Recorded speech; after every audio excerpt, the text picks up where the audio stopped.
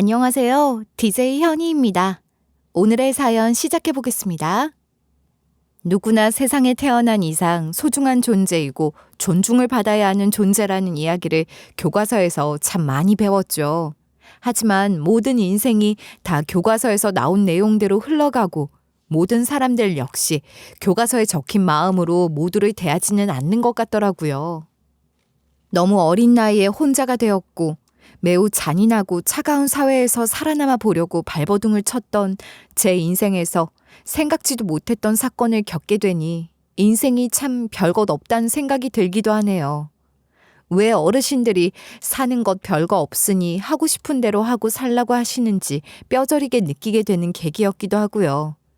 제 이야기 한번 들어보실래요? 안녕하세요.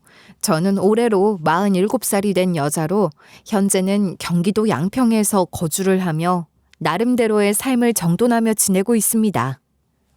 물론 결혼을 하지 않은 골드미스이지만 아이들을 사랑하는 마음 하나는 그 누구 못지 않다고 자부할 수 있고요. 제 어린 시절을 떠올려 보면 저는 늘 혼자였던 기억이 가장 많아요. 형제나 자매가 없어서 혼자가 아니라 말 그대로 저를 보호해주고 지켜줄 수 있는 가족을 한 번도 가져본 기억이 없어요. 제가 저라는 사람에 대해서 인지를 하고 무언가를 이해하게 되는 시점이 된 후부터 알게 된 제 가족의 진실은 바로 행복했던 우리 가족에게 닥쳐온 엄청난 차사고가 있었고 그로 인해서 생명을 건진 건 오직 저 하나였고 다른 가족들은 다 세상을 떠나게 되면서 혼자가 되었다는 이야기였어요. 막연하게 듣게 된 가족사치곤 진부하고 뻔하다는 생각을 하긴 했어요. 당시 혼자 남은 저를 돌봐주거나 대신 걷어줄 수 있는 부모님의 형제나 자매도 없었고 친척도 찾기가 어려웠던 상황에서 부모님은 저를 끝내 지켜주지 못한 채 세상을 떠나게 되셨고 그 후에 나를 케어해줄 수 있는 유일한 곳이 바로 보육원이었기 때문에 저는 사고 직후 제가 어린 시절을 보내왔던 보육원으로 오게 되었다고 하더라고요. 어린이집이나 유치원은 꿈에도 꿀 수 없었고 나이가 8살이 되자 곧바로 초등학교를 입학하게 되었는데 저는 학교 생활을 시작하게 되면서 엄마와 아빠 그리고 형제 자매가 존재한다는 것을 알게 되었고 또 그런 친구들을 보면 늘 부러운 마음에 사로잡혀 지냈던 것 같아요. 철이 조금은 빨리 들 수밖에 없었던 이유도 바로 제가 마음대로 응석을 부릴 대상이 전혀 없었기 때문이기도 했을 듯 하고요. 저는 늘 어린 시절부터 왜 저에겐 그렇게 행복한 가족이 없고 늘 불행하기만 해야 하는 건지에 대해 생각하고 또 생각했어요. 차라리 부모님이 저를 버리고 떠났다던가 부모가 누구인지 전혀 알 수 없는 상태에서 문 앞에 버려진 아이라고 한다면 실컷 부모님 원망을 하고 욕이라도 하면서 살 수 있었을 것 같은데 그런 상황도 아닌 불의의 사고로 어쩔 수 없이 나를 이곳으로 보낼 수밖에 없었다는 사정은 그 누구도 원망할 대상이 없는 일이더라고요. 그들 또한 저를 두고 세상을 떠나고 싶지 않았을 것이라는 건 당연했으니 어린 마음에도 그들을 함부로 비난하고 원망할 수 없었고요. 그래서인지 제 유년 시절은 더 힘들고 우울했던 것 같아요. 보육원에선 아이들에게 자신을 이곳으로 보낸 부모님의 이야기를 해주지 않거나 존재 여부에 대해 알리지 않는 것이 당연했지만 저의 경우는 조금 달랐어요. 보육 원장님은 제가 사춘기에 접어들면서 한없이 불량한 생활을 하게 되는 것 같아 보이자 저를 조용히 불러서 부모님과 제 과거에 대한 이야기를 해주셨어요. 네 부모님은 너를 버린 게 아니라 지키려고 했던 거야. 알고 있지, 은진아? 왜 저한테 이런 이야기를 해주시는 거예요? 다른 아이들한테는 해주지 않으시잖아요. 그야, 너는 버림받은 아이가 아니라는 걸 알려주고 싶어서 그렇지. 자꾸만 마음이 속상하고 삐뚤어질 것 같은 마음이 들 때면 너를 지켜주려던 부모님 마음을 한번 생각해보렴. 저는 오히려 버려졌으면 좋겠는데요. 그러면 다른 애들처럼 원망이나 하고 욕이나 실컷 할 수 있지.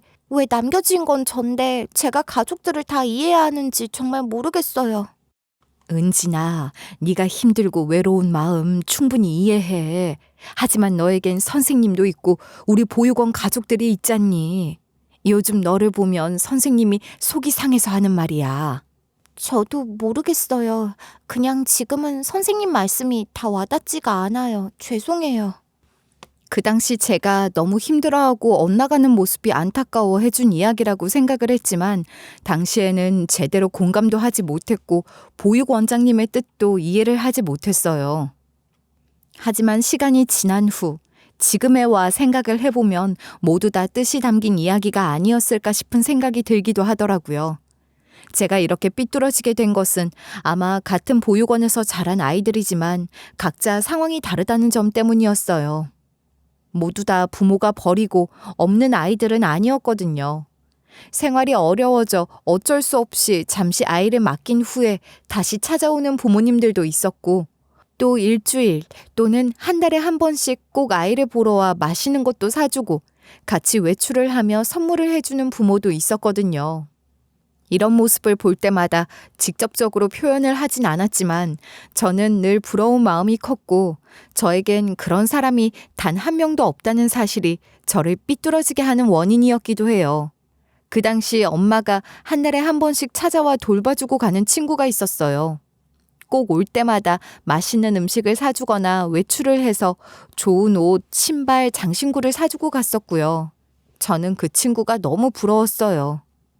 저는 아무리 기다려도 아무도 찾아오는 일이 없는데 그 친구는 엄마가 있고 심지어 친구를 잊지 않고 매번 꼬박꼬박 찾아오는 것도 부럽고 셈이 났었어요.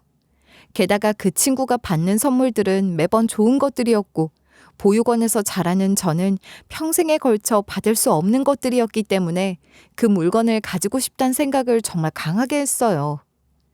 그날 역시 친구의 엄마는 친구를 만나러 보육원에 왔다 가셨고 넉넉하지 않은 형편에 아이들 모두를 챙기지 못한 채 딸아이의 것만 사서 입히고 먹이면서 집으로 갔어요.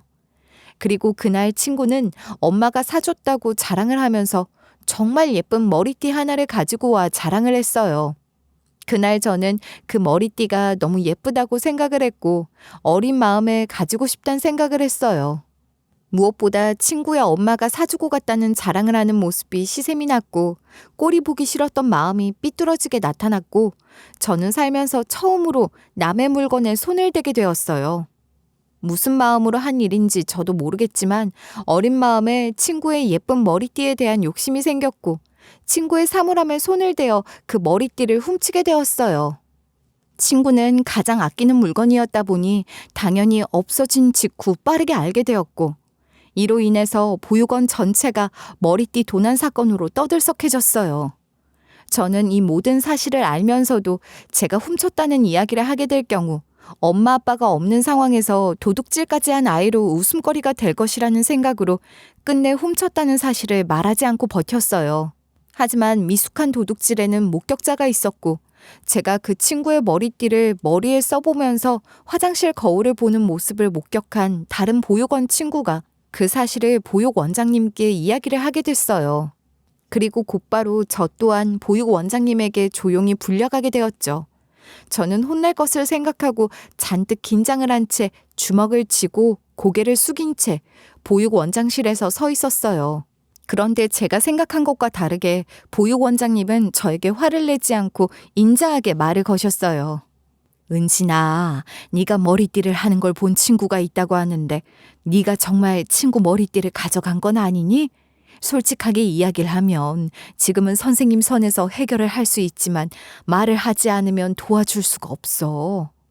정말 지금 말하면 아이들한테 제가 했다고 말 안 하나요? 그럼 선생님이 이렇게 약속하잖아. 그러니까 솔직하게 말해줄래? 제가 훔쳤어요. 죄송해요. 그래, 그럴 수 있어. 가지고 싶기도 하고 친구는 엄마가 보러 오고 선물도 주니 마음에 질투가 난 거지. 선생님은 다 이해할 수 있어. 하지만 은진이 너 역시 소중한 부모님이 있고 널 지켰다는 사실을 절대 잊으면 안 된단다. 부모님은 저를 버리고 먼저 떠나셨고 이제 볼 수도 없는데 저를 지켰다는 말은 다 거짓말 아니에요? 아니야. 네 부모님은 널 끝까지 지켜주려고 했기 때문에 지금 네가 이렇게 건강하게 선생님과 있는 거 아니겠니? 누구보다 널 사랑하는 분들이었고 사랑을 하고 날 지켜주고 있다는 걸 절대 잊으면 안 돼. 원장님은 저를 꼭 껴안아주면서 우는 저에게 이야기를 해주셨고 저는 그런 보육 원장님 품에서 한참을 울면서 마음을 달랬어요. 그리고는 제가 잘못한 부분에 대해선 확실하게 이야기를 하셨어요. 그래도 친구 물건 훔치는 건 잘못된 일이니 이번 일은 반성해야 해. 반성문 써서 선생님께 몰래 주렴. 그러면 이번 일은 선생님이 잘 무마할게. 다신 그러지 않기로 약속해. 알았지? 저는 어린 마음에 울면서 보육 원장님과 새끼손가락을 걸고 약속을 했고 그 후로 제가 머리띠를 훔쳤다는 사실을 아이들에게 이야기하지 않으셨어요. 단순히 길에 떨어진 것을 주워 잠깐 해보다가 보육 원장님에게 가져다 준 것이라고 이야기를 해주셨고요.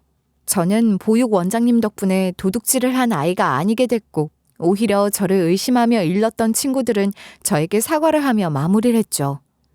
그렇게 질풍노도의 시기를 겪으면서 저는 성장을 했고 남들처럼 졸업도 하고 드디어 보육원을 졸업해 사회에 나가게 되었어요.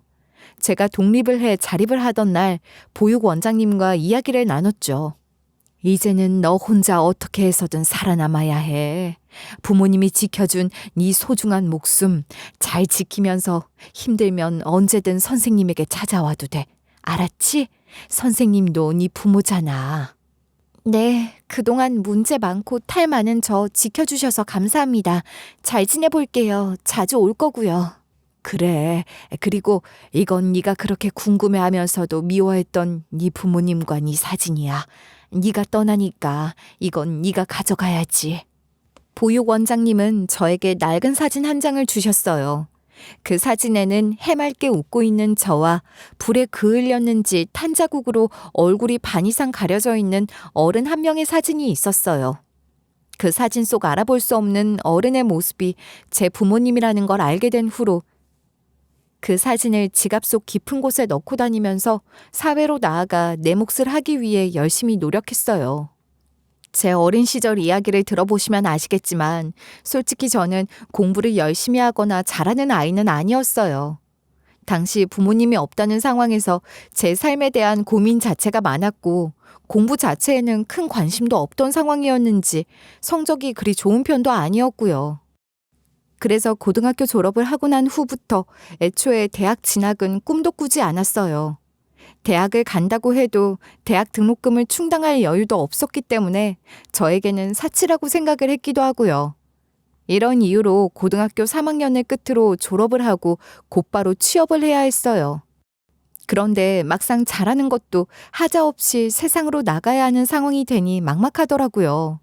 제대로 할 줄 아는 것도 없고 배운 것도 없는 상황에서 일을 하고 싶다고 해도 제가 원하는 일자리를 찾는 건 정말 하늘의 별을 따는 일이기도 했고요. 하지만 이런 이유로 일을 하지 않고 마냥 하루를 보낼 순 없었어요. 당장 돈이 필요했고 제가 벌어서 생활을 하지 않으면 저를 도와줄 사람은 아무도 없었거든요. 그래서 저는 처음엔 다른 제 또래 아이들처럼 음식점 아르바이트 또는 술집에서 서빙을 하는 등 가리는 것 없이 일을 해왔고 하루에 2탕, 3탕도 뛰면서 돈을 벌려고 노력했어요. 하지만 당장 월세를 감당해야 하는 현실 속에서 생활을 하는 것까지 더하니 그 정도 돈을 버는 것으로는 빠듯하다는 걸 뼈저리게 느끼겠더라고요. 어떤 일을 해야 정규직으로 일을 하고 돈을 벌 수 있을까에 대한 고민을 정말 많이 했던 것 같아요. 그러던 중 우연하게 붙어있는 전단지 하나를 발견했고 저는 그 직업을 선택해서 반드시 취업을 해야겠다고 결심했어요. 제가 본 것은 간병인이라는 직업이었는데요. 공부를 하고 자격증을 취득하면 곧바로 취직이 가능하다는 장점이 있었어요. 고등학교만 졸업을 한 제 입장에서 다른 자격증과 비교를 했을 때 취득을 하는 것 자체가 그리 어렵진 않았고 또 요양원이나 혹은 어떤 한 곳에 특별 채용이 되는 경우도 있다는 것을 확인하니 운만 좋으면 꽤 괜찮은 곳에서 급여를 안정적으로 받으면서 숙식 제공까지 가능하다는 점이 저에겐 매력적으로 다가왔어요. 다른 직업과 비교했을 때 저에게 딱 맞는 직업이라고 생각을 하고 확신을 하게 됐고요. 그렇게 저는 아르바이트를 한 돈을 열심히 모아서 딱 6개월 정도 과정을 이수했어요. 중간중간 아르바이트를 해나가면서 간병인으로 자격 취득을 하기 위해서 노력했어요. 제가 머리가 좋았던 건지 아니면 운이 좋았던 건지 저는 곧바로 간병인 자격 취득을 성공했고 이 자격을 이용해서 취업을 할 수 있게 되었어요. 처음에는 요양원 같은 곳에서 지원을 해야 할까 고민을 하던 중 정말 우연하게 특별 채용의 기회를 얻게 되었어요. 아무래도 간병인을 지원하는 또래 연령대보다 훨씬 어린 나이여서 그랬는지 꽤 큰 기업의 특별 채용 대상자가 되었고 고민할 필요도 없이 곧바로 입사를 하게 되었어요. 아무래도 간병인을 지원하는 또래 연령대보다 훨씬 어린 나이여서 그랬는지 꽤 큰 기업의 특별 채용 대상자가 되었고 고민할 필요도 없이 곧바로 입사를 하게 되었어요. 매일을 반지하 원룸에서 지내며 먹고 살기 위해 노력을 해왔던 제가 취직을 하자마자 TV로만 봐왔던 마당이 넓고 큰 집에 들어가 살면서 일을 할 수 있는 기회를 얻게 된 것이었어요. 진짜 제 집은 아니었지만 그런 공간에서 일을 하고 숙식을 해결한다는 사실이 너무 좋았고 잠시나마 어두웠던 제 인생에도 나름대로 행운이 생길 수 있구나 싶은 마음이 들면서 기분 전환이 되었던 것도 사실이었어요. 드디어 처음 출근을 하던 날, 말로만 듣던 KG 기업의 집을 직접 입성하니 말이 안 나올 정도의 크기에 저도 모르게 압도를 당할 것 같더라고요. 저와는 다르게 이런 삶을 사는 사람도 있구나 싶은 생각을 하니 뭔가 신기하기도 하고 이질감이 느껴지는 등 정말 다양한 생각을 하며 이곳저곳을 둘러보고 있었어요. 처음 온 상황에서 쭈뼛거리며 서 있던 저를 발견하고 웃으면서 다가오는 분이 계셨는데 바로 저를 담당하시는 실장님이라고 소개를 하셨어요.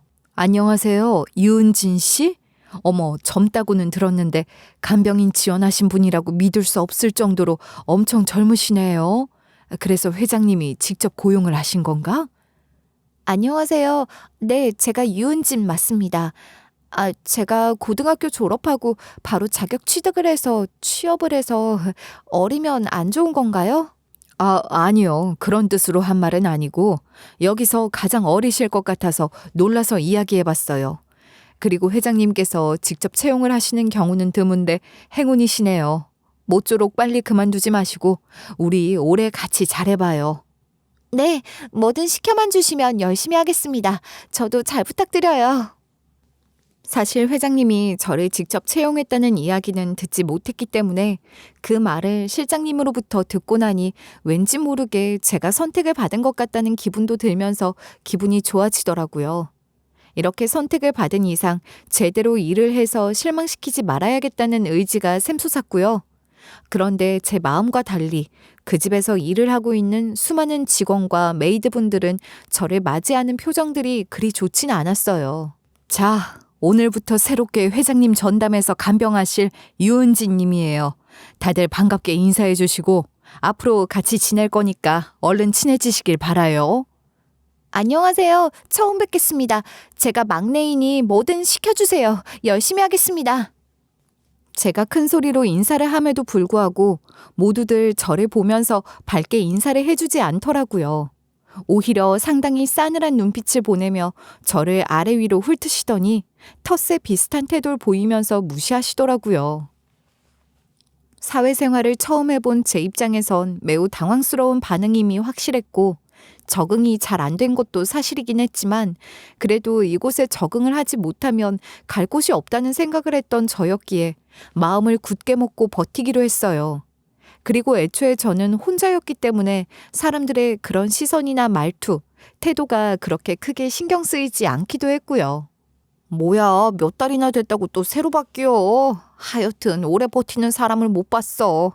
이번엔 또 새파랗게 어린애가 왔네. 보니까 뭐 한 달 채우면 많이 채우겠네 뭘. 뭘 그렇게까지 말을 해. 아우 그래요. 일단 왔으니까 일단 잘해봐요. 근데 뭐 언제 또 갈지 모르니까 사람이 워낙 잘 바뀌어야지. 사람이 버틸 만한 곳이 또 아니라서. 그러게 우리 같은 사람들도 못 버티는데 이제 막 애기 티버스 애가 뭐 잘하려나 모르겠네. 일단 뭐 호들갑 떨지 말자고요. 사람 일 모르는 거니까. 제 인사에 크게 관심이 없다는 듯 이야기를 하는 동료분들의 모습이 의아하긴 했지만 말 그대로 텃세가 좀 심한 곳인가 보다 정도로 생각을 하며 마음을 더 독하게 먹고 이곳에서 버티면서 돈을 모아야겠다고 다짐을 했어요. 그렇게 조금은 이상한 분위기 속 첫 출근이 이루어졌고 실장님은 그런 저를 이곳저곳으로 데리고 가면서 소개를 해주셨어요. 그리고 그 과정에서 앞으로 제가 주로 있게 될 공간이라고 안내를 받으면서 회장님 댁 안방으로 들어가게 됐어요. 제가 하는 일은 회장님을 간병하는 일이었는데 사실 대부분의 경우는 의식이 멀쩡하지 않다고 해도 무방할 정도로 쇠약해진 상태라고 전달을 받았기 때문에 회장님에게 인사를 할 기회도 없었고 독대를 할 일도 없긴 했어요. 의식이 없는 회장님이지만 간병을 하면서 24시간 붙어서 전담 케어를 하는 것이 제 역할이기도 했고요. 제가 알던 안방의 개념과는 완전히 다른 넓은 공간에 입장과 동시에 입이 떡 벌어지더라고요. 너무 넓고 신기한 것들이 많다 보니 눈이 바쁘게 돌아가며 이것저것 구경을 하던 찰나 회장님 댁 안방 벽에 눈에 띄는 사진 한 장이 눈에 들어왔어요. 액자는 눈에 걸릴 정도로 큰 크기는 아니었고 아주 작은 크기로 큰 집에는 어울리지 않을 정도로 소박한 크기였기 때문에 눈길을 끌었던 것 같아요. 무심코 본 사진 속에서 저는 어릴 적 제 사진 한 장이 걸려 있다는 걸 알게 됐고 그걸 본 저는 너무 놀라서 눈을 의심했어요. 그 액자 안에 있는 사진은 제가 보육원을 나올 당시 보육 원장님께서 제 부모님 사진이라면서 간직하라고 주신 그 사진과 똑같았어요. 부모님 얼굴 부분은 검게 그을려 정확하게 알 수 없지만 그 옆에 해맑게 웃으면서 있는 아이의 얼굴, 머리, 그리고 옷차림까지 똑같았기 때문에 절대로 다른 사진이라고 생각할 수가 없었어요. 왜 저 사진이 여기에도 걸려 있는지 아무리 생각을 해보려고 해도 이해가 되지 않았고 이 사진에 대해 아는 누군가가 있을까 싶어 주변 사람들에게 돌아와 반응을 살펴봐도 다들 별다른 큰 관심 없이 바쁘게 움직일 뿐이더라고요. 사실 그도 당연한 것이 이 자신에 대해서 알고 있는 사람은 오직 저뿐이니까 당연히 저만 관심이 있었던 것이겠죠. 마음속엔 왜 이 사진이 여기 있는지 왜 나는 같은 사진을 가지고 있는 것인지 궁금한 사항이 한두 가지가 아니었지만 그 궁금함을 실장님이나 다른 동료들에게 입 밖으로 꺼내어 물어볼 수는 없었어요. 당장 오늘은 제 첫 출근 날이었고 이 상황에서 문제가 될 만한 이야기를 한다면 곧바로 잘리게 될지도 모른다는 생각이 들어 문제를 만들지 말자는 마음으로 궁금한 것들을 꾹 참은 채 마음속으로 삼켰어요. 애초에 제가 이 질문을 한다고 해서 의미가 있는 부분이라고 생각하지도 않았기도 하고요. 그렇게 저는 그날 의아하고 신기한 경험을 한 후 아무에게도 이 사실을 말하지 않은 채 간병인 생활을 계속해 나갔어요. 물론 처음 하는 일이고 모든 질이나 상황들이 낯설었기 때문에 적응을 하는데 시간이 좀 걸리긴 했지만 그래도 어린 패기와 빠른 눈치로 인해서 어깨 너머 이것저것 배우면서 나름대로 근무를 잘하고 지냈어요. 동료분들이 걱정하면서 야유를 했던 한 달 퇴사는 이미 지났고 나름대로 열심히 근무를 하는 모습에 다른 동료분들도 조금씩 저에게 마음을 열게 되셨고요. 그러던 어느 날 기업 내 대규모 제사 준비를 해야 하는 날이 왔고 간병인이었던 저 역시 모두 다 제사를 준비해야 했어요. 저는 그날 부엌에서 오랜 시간 동안 일을 해오셨다는 집사분과 함께 야채 손질을 담당하게 되었고요.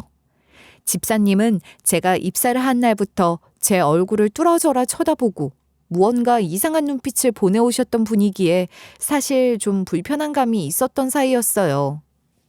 하필 왜 이분과 같이 일을 하게 됐나 싶은 마음으로 어색하게 야채 손질에 집중을 하고 있었죠. 그런데 갑자기 그 침묵을 깨면서 저에게 이야기를 하시더라고요. 근데 이름이 뭐라고 했죠? 저는 유은진이라고 합니다. 유은진? 참 신기하네. 이름이 낯이 있고. 회장님이 뭘 알아서 일부러 이 집에 들였다는 건 말도 안 되는 것 같은데 직접 제 발로 온 건지 아니면 운명의 장난인 건지. 네? 제가 누구랑 닮았나요? 무슨 말씀을 하시는 건지 잘... 아니에요. 제가 또 속으로 생각한다는 걸 입 밖으로 꺼냈나 보네. 제가 나이를 먹어서 그런가 요새 이러네요. 내가 늙어서 그런가 봐. 야채 손질 얼마 안 남았으니까 이것마저 혼자 해줄 수 있어요? 네. 제가 남은 거 다 하고 갈게요. 그래요. 고마워요. 집사님이 하신 이야기는 별다른 건 아니었지만 왠지 말 속에 어떤 의미가 담긴 것 같다고 생각했어요. 게다가 회장님 방 안에 제 사진이 걸렸다는 사실을 알게 된 이상 그 말이 신경 쓰이는 건 당연했고요. 그리고 그 의미심장한 말이 무엇을 의미하는지 비로소 정확하게 알 수 있는 사건이 발생했어요. 가끔 제 상식으로는 이해하기 힘든 말이나 일들이 지나가긴 했지만 나서서 뭔가를 확인할 수 있는 입장은 아니었던 저는 그저 조용히 어떤 말도 아낀 채 간병인 생활을 하며 지냈어요. 엄청나게 크고 웅장한 재벌가에서의 제 간병인 생활은 호화스러운 겉모습과는 다르게 무미건조하고 딱딱하게 하루하루가 흘러갔고요. 이곳에서는 누구 하나 저에게 따뜻한 말을 건네주는 사람이 없었고 심지어 재벌가 가족들끼리도 서로에게 다정한 말 한마디를 주고받는 경우를 본 적이 없었어요. 심지어 매일 아침마다 온 가족이 모여 식사를 함에도 불구하고 대화 한마디를 하지 않은 채 건조하고 딱딱한 식사를 이어나가는 모습을 보며 저까지 숨이 막히는 기분이 들더라고요. 물론 그런 회장님 식구들이라고 하더라도 가끔 열띤 토론을 하듯 이야기를 하는 경우가 있었는데 그런 경우는 보통 회사 일이나 업무 또는 자신들의 입속을 차릴 만한 상황이 왔을 때에만 해당하는 내용이었어요. 저렇게 말을 잘할 수 있는 사람들임에도 불구하고 왜 평소엔 표현에 인색하게 지내는 것일까 싶은 생각이 들 정도로 말이 없는 답답한 생활을 이어나갔어요. 이곳이야말로 총이나 칼을 들지 않은 전쟁터가 아닐까 하는 생각이 들 정도였으니 말을 다했죠. 처음에는 이런 분위기 자체가 적응이 되지도 않았고 저에게 뭐라고 하는 사람이 단 한 명도 없었음에도 불구하고 불편했지만 사람은 적응의 동물이라는 말이 딱 맞듯 저 또한 이런 생활이 점점 더 익숙해지더라고요. 그렇게 1년이라는 시간을 근무해 나가면서 저 또한 이곳에서 살아남기 위한 저만의 노하우를 만들어가면서 직장 생활을 해나갔어요. 그러던 어느 날 평소처럼 회장님을 간병하기 위해서 안방으로 들어갔는데 평소라면 제대로 된 의식도 없이 누워 계셔야 할 회장님이 그날은 온전한 맑은 정신으로 눈을 뜨고 앉아서 저를 맞이하시더라고요. 당연히 누워 계실 것이라고 생각했던 저의 예상이 빗나가면서 저는 한 번도 경험해 보지 못한 상황을 맞이하게 된 것이었죠. 회장님은 문을 열고 들어오는 저를 보면서 말을 걸었어요. 그때 내가 특별 채용을 했던 그 사람인가? 새로운 간병인. 내가 오늘에서야 정신이 좀 맑아서 이야기를 해보는구만. 네, 안녕하세요. 새롭게 간병을 하게 되었습니다. 그래요. 그동안 나 간병하기 쉽지 않았을 텐데 신경 써줘서 고마워요. 나 물 좀 줄래요? 회장님과의 짧은 인사를 끝으로 회장님은 저에게 물을 요청하셨고 저는 회장님께 드릴 물을 따르려 몸을 돌려 탁자로 가던 중 그 바로 앞에 걸린 액자를 발견하고 문득 머릿속에 꾹꾹 담아두었던 궁금증이 올라오기 시작했어요. 사실 1년이란 시간 동안 바쁘게 지내면서 그 사진에 대해 크게 생각을 하지 않았었는데 막상 고개를 숙여 물을 따르며 사진을 보니 또 가슴이 철렁 내려앉더라고요. 어쩌면 지금이 아니면 이 사진에 대해 물어볼 수 없을지 모른다는 생각이 들었던 것 같기도 해요. 회장님께 그 사진에 대해 이야기를 할까 말까 고민을 하면서도 마음속으로 수십 가지 생각을 했어요. 왜 저 사람 사진이 여기에 있는 거지? 그리고 저건 분명히 내 어린 시절 사진이고 아무리 봐도 내 지갑 속 사진이랑 똑같은데 왜 회장님 안방에 소박하게 걸려있지? 이런 생각을 하면서 회장님에게 물을 드리려는 순간 저도 모르게 물을 쏟게 되었고 저는 당황스러운 마음에 얼른 하고 있던 앞치마와 옷으로 물을 닦으면서 연신 죄송하다는 사과를 했어요. 회장님 반응이 무서워 고개도 들지 못하면서 사과를 했는데 회장님은 의외로 화를 내지 않으시고 인자하게 받아주셨어요. 그때 그 모습을 보고 저는 이 궁금증을 해소할 수 있는 기회라고 생각을 했고 이야기를 해야겠다는 결심이 섰어요.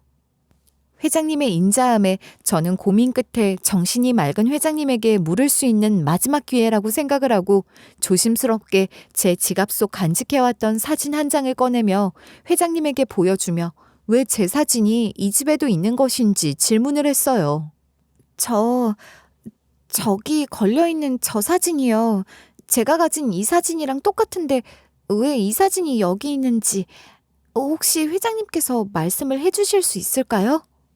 사진을 보고 난 후 회장님이 자초지종에 대해 모두 다 설명을 해주실 것이라고 생각했던 제 기대와는 다르게 제 이야기를 들으며 사진을 받아 안경을 낀 후 들여다보시던 회장님은 그 사진을 보자마자 핏기 하나 없이 창백해지면서 부르르 떨더니 그대로 의식을 잃고 쓰러져 버리셨어요. 딱히 한 것도 없이 사진 한 장 보여주며 이유를 물었던 저는 당황스러운 마음에 곧바로 집 안내 비상벨을 눌렀고 의료진이 도착을 하는 시간의 여유도 없는 급박한 상황이라고 판단을 한 실장님은 119를 불러 병원으로 이송을 하라고 했어요. 그리고 저 역시 회장님을 지키는 간병인이었기 때문에 함께 구급차에 타서 병원으로 향했어요. 급하게 병원 VIP 병동으로 도착을 했고 가족들 역시 이 소식을 듣고 하나둘 모여들기 시작했는데 그때 1년간 봐왔던 가족들이 아닌 낯선 여자를 발견했어요. 평소에는 해외에서 거주를 하고 있어서 얼굴을 본 적이 한 번도 없던 회장님의 딸이었어요. 가족들이 모두 다 도착해 무슨 일이냐고 이야기를 하는 상황에서 저는 어떤 이야기도 하지 않은 채 고개를 숙이고 간병을 하고 있었는데 회장님 딸이 다짜고짜 저를 발견하고는 제 어깨를 세게 잡아 돌린 후 얼굴을 확인하더라고요. 그리고 나선 알 수 없는 이야기를 했어요. 와, 뭐야? 나 어이가 없어서 말이 안 나오네. 네가 지금 왜 여기 서 있어? 네? 저는 새로운 회장님 간병인이라서 쓰러지셔서 지금 같이. 시끄럽고 너 지금 나 따라 나와. 당장 나와. 네? 갑자기 왜 저를... 잠시만요. 제가 뭐라고 이야기를 할 틈도 없이 회장님 딸은 저를 힘으로 끌고 나왔고 황당한 상황에서 저는 조금은 불쾌한 기분이 들어 회장님 딸을 똑바로 쳐다보며 나름대로 불편한 내색을 했어요. 하지만 회장님 딸은 제 그런 표정에는 눈 깜짝하지 않고 저를 뚫어져라 쳐다보곤 이야기를 마음대로 이어나갔어요. 우리 아빠 갑자기 왜 이래? 당신 도대체 무슨 짓을 했길래 우리 아빠가 저렇게 쓰러진 건데 말해. 제가 별 다른 건 하지 않았는데 그냥 회장님 댁 안방에 걸린 사진과 제가 가진 사진이 똑같아서 그 사진이 왜 여기 걸려 있는지 궁금해서 보여드렸더니 갑자기 이렇게... 제가 사진을 꺼내서 보여주며 이야기를 하자 회장 딸이라는 사람은 사진을 뺏어가듯 가져가더니 순간 놀란 듯한 표정을 하더라고요. 뭐야? 이 사진 속의 애 당신이야? 네, 제 부모님이랑 남긴 유일한 사진이에요. 그런데 그 사진이랑 똑같은 게 여기 있으니까 궁금해서 물어봤는데 갑자기 쓰러지셔서 저도 당황스러웠어요. 당신, 이 사진 어디서 났는데? 제가 있었던 보육 원장님께서 주셨어요. 그런데 이런 이야기까지 해야 하나요? 보육원? 이 원장, 이 사람 이력서 좀 나한테 가져와요. 그리고 당신, 앞으로 회장님 간병하지 마. 회장님 앞에 얼씬거리지도 마. 알았어? 저는 그렇게 어떤 이유인지도 모른 채 회장님 간병을 하지 못하게 되었고 다시 재벌가로 돌아가 도우미 일을 하면서 지내게 됐어요. 뭔가 기분이 나쁘다는 생각이 들었지만 딱히 뭐라고 할 수도 없는 상황에서 하루하루를 보냈는데 그러던 중 보육 원장님에게 연락이 왔고 저는 그날 원장님을 통해 충격적인 진실을 마주하게 되었어요. 그리고 그날 이후 자신들의 권력과 탐욕을 위해서 한 사람의 인생을 이렇게 쉽게 바꿔놓은 그들을 용서할 수 없다고 생각했죠. 저번 주인가 갑자기 이 기업 회장 딸이라는 사람이 찾아왔어. 그리고 나한테 이 사실 모두 다 덮고 너한테 말하지 말라고 협박했는데 넌 내 자식이고 그래서 난 이걸 숨길 생각이 없어서 찾아왔다. 회장 딸이 왜 보육원까지 갔어요? 정말 웃기고 불쾌한 사람이네. 저 때문에 죄송해요. 은진아, 지금부터 잘 들어. 네가 회장님 사생아야. 네? 무슨 소리예요? 갑자기 제가 회장님 사생아라니. 알아듣게 이야기를 해야죠. 예전에 너를 보육원으로 데려온 똑똑하고 우아한 분이 계셨는데 그분이 바로 네 엄마였어. 그런데 그분이 여기 회장님이랑 사이에서 널 낳은 건 나도 이번에 알았다.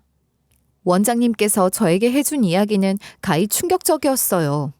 당시 저를 맡긴 엄마라는 사람은 충분한 경제력이 있는 것 같았음에도 불구하고 저를 맡겼고 그 후로 제가 6살이 되는 시점까진 꾸준히 저를 찾아와서 돌보곤 했다곤 했어요. 그러던 중 우연히 저를 맡겨야 하는 사연에 대해 이야기를 한 적이 있는데 엄마는 그 당시 평범한 가정에서 자라 교수까지 했던 사람이었고 당시 회장님을 만나 연애를 했다고 했어요. 두 사람은 집안의 반대에도 불구하고 열렬히 좋아했고 결국 반대를 무시한 채 저를 낳았지만 재벌가의 압력을 이기지 못해 헤어졌다고 하더라고요. 처음에는 엄마 역시 제가 행복하게 바라는 마음에 회장님 댁으로 저를 보냈지만 곧바로 정략 결혼을 하게 된 회장님의 본처는 저를 받아들이지 않았고 몰래 해외 입양을 보내려고 했고 이 사실을 미리 알게 된 회장님은 저를 해외로 보낼 순 없다는 생각에 다시는 저를 찾지 않는다는 약속과 함께 저를 다시 엄마에게 보냈지만 엄마 역시 여의치 않은 상황에 저를 보육원으로 보낸 것이었어요. 그리고 나중에야 알게 된 사실이지만 엄마 역시 저를 낳은 후 난소암 발병 사실을 알게 되었고 어떻게 해서든 치료를 해 저와 함께 살고 싶었지만 결국 제가 8살이 되던 해 세상을 떠나셨다고 했어요. 이런 상황들을 모두 다 알게 되었지만 저를 지키기 위해 한 약속을 지켜야만 했던 회장님은 저를 찾지 못했고 그럼에도 잊지 못하는 마음으로 안방에 제 사진 한 장을 남겨둔 채 지내왔던 것이었죠. 이제와 모든 퍼즐이 다 맞춰지더라고요. 왜 그 집에 제 사진이 있었는지, 그리고 왜 회장 딸은 저를 보면서 당황하며 다시는 회장님 곁에서 간병을 하지 말라고 했는지까지도요. 결국 전 이 집에 사생하였지만 결국에는 이 집의 후계자도 자식으로도 인정받지 못한 채 부모가 없다는 서름 속에서 평생을 살아온 것이었어요. 이 사실을 알게 된 이상 저는 그대로 받아들이면서 지낼 순 없다고 생각했어요. 갑자기 알게 된 제 출생의 비밀에 혼란스러운 건 당연했지만 한편으로는 제 인생을 뒤집어 놓은 재벌가 사람들에 대한 용서를 하고 싶지 않았고 반드시 그 죄에 대한 벌을 받게 하고 싶은 마음이 치솟았어요.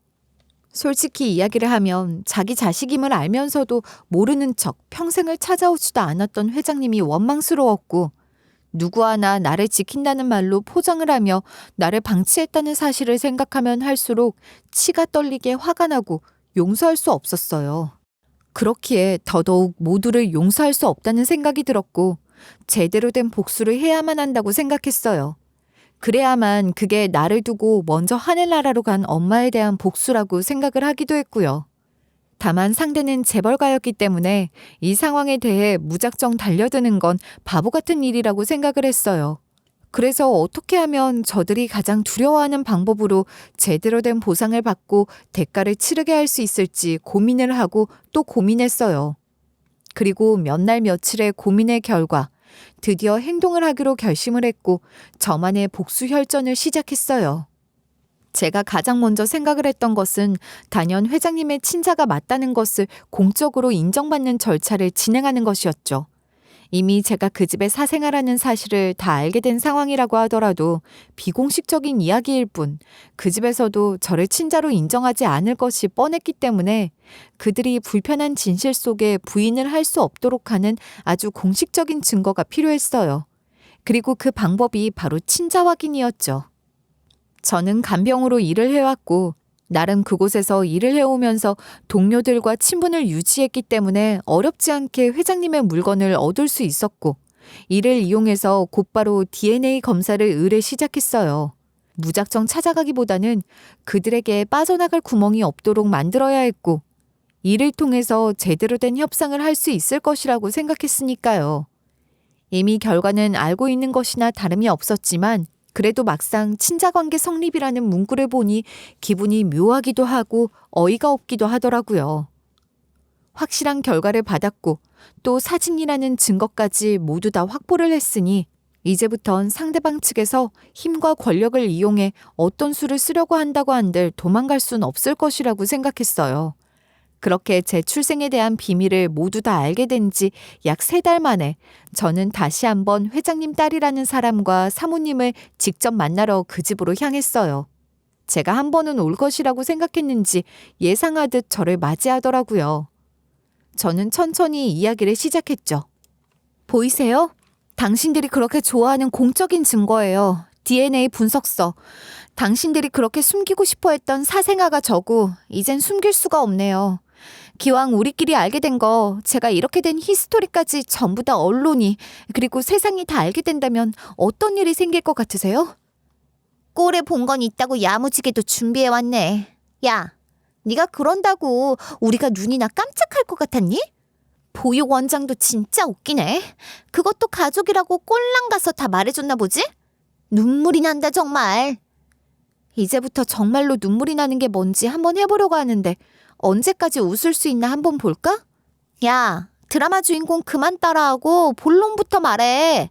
결국 너 이 집 자식이라고 주장하면서 돈 받아내고 싶어서 이 쇼하는 거 아니야? 쇼? 당신은 인생 가지고 쇼하나 보지? 그렇게 돈이 많은데도 돈이 중요한 거 보니까 돈 없으면 못 사나 봐. 나는 그거 말고 당신이 제대로 된 벌을 받았으면 좋겠는데? 잘 생각을 해봐. 네 인생에서 이 정도 돈은 평생 간병인 일 해도 모으지도 못하는 돈인데 그 정도면 만족하고 닥치고 살아 그냥. 안 그러면 쥐도 새도 모르게 네 인생 바꾸듯 또 바꿔놓을지 누가 아니? 그래? 그럼 이건 어때? 내가 미리 접촉을 좀 해놓은 언론사인데 말이야. 지금 이 상황까지 다 녹음을 해버렸는데 그대로 다 보내보는 건 어떨까? 내가 이번에도 당신들한테 바보처럼 당할 것 같니? 이 정도 돈으로 내 인생 보상하겠다고? 택도 없지. 이 말을 끝으로 저는 언론사 번호를 누르면서 휴대전화로 통화 버튼을 누르려 시도했고 정말로 전화를 연결하자 회장 딸은 놀랐는지 다급하게 일어나 제 손을 저지하면서 소리를 질렀어요. 이게 진짜 미쳤나? 야, 그럼 똑바로 말을 해. 네가 도대체 원하는 게 뭔데? 뭐 이제 와서 우리 집에 살아보니 좋아 보이니? 그래서 우리 집 딸이라고 대외적으로 인정이라도 받고 싶다는 거야 뭐야? 이제 와서 같이 가족으로 살자는 건 아닐 거고 이 정도 돈 받았으면 서로 손해 없이 깔끔하게 해결할 수 있는 문제라고 생각했는데? 오, 자식으로 인정? 그렇지. 어쩌면 내가 원하는 게 그거일지도. 그럼 해줄래? 지금이라도 KG 그룹에는 숨겨진 딸이 있었고 그 딸은 보육원에서 키웠습니다. 해줄 거야? 나도 엄연한 회장님 자식이잖아. 그치? 상속받을 권리도 분명히 있고 회장님도 오늘 내일 하시는 마당에 나는 내 몫이랑 우리 엄마 고생값 정도는 받아야 조용히 물러날 것 같은데? 뭐? 너 미쳤구나. 말이 되는 소리를 해. 네가 지금 우리 가족으로 올라와 있는 것도 아니고 나랑 자매도 아닌데 무슨 상속 권리가 있다는 거야. 말도 안 되게 간이 크다 너. 내가 들어주려고 했는데 말도 안 되는 소리 하니까 더 의미가 없네. 없던 일로 해. 회장 딸은 제 제안을 듣더니 어이가 없는지 무시하면서 애초부터 자신들이 제안했던 모든 것들도 다 없던 일로 하겠다며 상황을 정리하더라고요. 아무래도 제가 일개 간병인으로 지내면서 힘이 없다는 걸 알아서 그랬는지 저를 무시하는 태도가 분명하게 드러나는 것을 보니 화가 나면서 약이 올랐어요. 물론 제가 이 사람들이 이런 태도로 나올 것이라는 걸 전혀 예상한 건 아니었기 때문에 그리 놀라울 일은 아니었죠. 그래? 나는 정말 마지막 기회를 준 건데 꼭 이렇게 없던 일로 하고 정리를 해야겠다는 거지? 이게 당신의 마지막 답이라고 생각해도 되니? 너 같은 거한테 휘둘리면서 흔들릴 만한 기업 아니야, 우리. 너 하고 싶은 대로 다 해봐. 어차피 언론은 막으면 그만이고 해결하면 그만이야. 더는 안 봐주니까 알아서 해. 회장 딸은 저에게 강한 어투로 이야기를 했고 저는 그 이야기를 듣고 난 후 곧바로 준비를 했던 다음 스텝을 준비했어요. 애초에 가족으로 인정을 받지 못하고 있다는 건 회장 딸의 이야기가 맞았기 때문에 제대로 된 상속권자로 인정을 받고 그 집 가족이 되기 위해서는 법적 절차가 필요했어요. 그래서 회장 딸과의 이야기를 모두 다 마무리한 후 저는 곧바로 미리 상담을 받아두었던 변호사에게 전화를 걸었어요. 변호사님, 저 유은진인데요. 아무래도 그냥 처음에 준비했던 대로 진행을 해야 할 것 같아요. 아, 네. 그럼 준비한 대로 친자 확인 청구를 위한 인지 청구 소송 진행을 하겠습니다. 보내기 전 소장을 먼저 KG 그룹 쪽으로 보낼까요? 네, 그렇게 해주세요. 아마 이렇게까지 하는 걸 알면 그쪽도 알아서 반응이 오겠죠. 더는 호락호락하게 당하고 싶지 않은 마음에 친자 확인을 통해 할 수 있는 소송에 대해 법률 자문을 받아두었고, 결과적으로 저는 소장 접수를 하기 전 마지막으로 그 소장을 재벌가로 보냈어요. 그러자 그제서야 상황이 심각하다는 걸 인지했는지 사모님과 회장 딸은 소장을 받자마자 저를 찾아왔더라고요. 그리고는 이 소송은 청구하지 않는 것으로 약속을 하고 비공식적으로 정당한 몫에 대해서 나눠주는 것에 대해 약속을 했어요. 혹시라도 말을 바꾸면서 약속한 돈을 주지 않을 것을 대비해 양쪽 대리인이 입회하에 약속에 대해 문서로 남겼고 법적 효력이 발생하기 위해서 공증까지 받았어요. 다만 제 요구를 들어주는 대신 상대방 측에서도 요구를 한 사항이 있었는데 그건 바로 평생 이 사실에 대해서 발설을 하거나 알리지 않는 것이 조건이었어요. 그리고 저 역시 상속이 아닌 보상금 명목의 금원을 상속분에 준하는 금액으로 받을 수 있도록 요구를 했고요. 양측의 합의사항은 일치되었고 그 내용을 직접 작성을 해 문서로 남기면서 상황을 모두 마무리할 수 있었어요. 사실 마음만 먹으면 굳이 그 집 사람들과 이런 합의를 하지 않고 모든 사실을 알릴 수 있기도 했지만 저 또한 그 집의 사생아 꼬리표를 달면서 불명예스러운 유명세를 타고 싶지 않았기도 해요. 그렇기에 이런 방법을 선택해서 상황을 마무리하고 싶었고요. 또 마지막으로 상황을 정리하는 과정에서 반드시 듣고 싶었던 진심 어린 사과를 요구했어요. 적어도 세상을 떠난 우리 엄마와 이제는 정신이 멀쩡하지도 않은 회장님, 그리고 인생이 통째로 바뀐 저에 대한 진심 어린 사과를요. 물론 그들은 진심을 다해 한 사과는 아니었겠지만 그렇게라도 인정을 받고 사과를 받으니 마음이 조금은 위안이 되는 것 같았어요. 그렇게 모든 상황들이 일사천리로 해결이 되었고 저는 그제서야 제 친엄마의 존재를 확인하고 그분의 가족들을 찾고 또 엄마가 편히 쉬고 계신 곳을 알아내어 인사를 드리러 갔어요. 제 나이 32살이 된 시점에서 처음으로 알게 된 엄마의 존재와 엄마의 가족들을 보게 되니 뭔가 어색하면서도 만감이 교차하는 기분이 들었어요. 엄마에겐 동생이 있었고 저에게는 삼촌이 있었는데 세월이 너무 많이 흐른 후였기 때문에 할머니 할아버지는 모두 다 세상을 떠났고 유일한 핏줄은 삼촌과 삼촌의 아내인 외숙모 그리고 저에겐 조카인 아이들뿐이더라고요. 그렇다고 해도 저에게 가족이라고 할 만한 사람들이 있다는 사실과 저를 알아봐주고 반가워해주는 사람들이 있다는 사실 자체에 만족하고 행복한 마음이 들었어요. 처음엔 나를 알아보실까 혹은 반가워해 주실까 하는 마음으로 걱정을 하며 찾아갔지만 생각했던 것 이상으로 삼촌은 저를 알아봐 주시고 반가워해 주셨고 마치 그동안에도 연락을 주고받으며 살았던 가족처럼 저를 대해 주셨어요. 함께 식탁에 앉아서 이야기를 나누던 중 저는 엄마에 대해 알게 된 이야기와 진실을 삼촌에게 이야기를 했고 제 입에서 나오는 이야기를 모두 들은 삼촌의 표정은 점점 변하더니 나중에는 무릎을 꿇고 저에게 사과를 하며 우시더라고요. 은진아, 내가 정말 미안하다. 그때 당시 나도 너무 어렸고 네 엄마가 이야기를 하지도 않았던 상황에서 어쩔 도리가 없다고 생각했어. 이제 와서 나도 어른이 되어보니 그때 너를 반드시 데려왔어야 한다는 생각이 들어 죄책감에 시달렸어. 늦었지만 정말 미안하다. 아니에요. 삼촌이 할 수 있는 일은 아니었다는 것 충분히 이해해요. 그리고 이제라도 내 엄마가 누구이고 가족이 있었다는 사실을 알게 되니 얼마나 행복한지 몰라요. 그동안 저는 제 부모님이 저를 지키기 위해서 어떤 노력을 해왔다는 것을 받아들이지 못했는데 이제야 알 것 같아요. 삼촌에게 한 이야기처럼 저는 정말로 저를 지키기 위해 나름의 자리에서 최선의 노력을 다해왔던 부모님의 노력과 상처를 생각해보니 절대 외롭고 힘든 삶이 아니었다는 것을 제대로 깨닫게 되기도 했어요.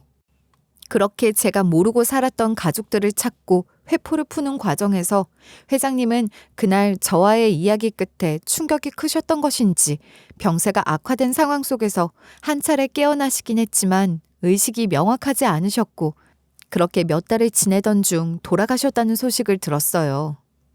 사실 제 아버지인 회장님의 장례식을 오지 않았으면 좋겠다는 의사를 회장 딸의 비서로부터 전달을 받긴 했지만 다른 부탁은 다 들어준다고 해도 마지막 가는 길은 꼭 인사를 드리고 싶다는 생각을 했어요.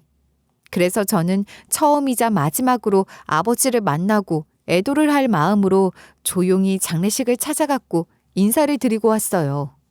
그 후 저는 그 집에서의 간병인 생활은 당연히 그만뒀고 그 집으로부터 받아낸 돈으로 양평으로 이사를 간 후 보육 원장님이 운영을 하시던 보육원을 인계받아서 더 크게 확장을 해 운영을 하고 있어요.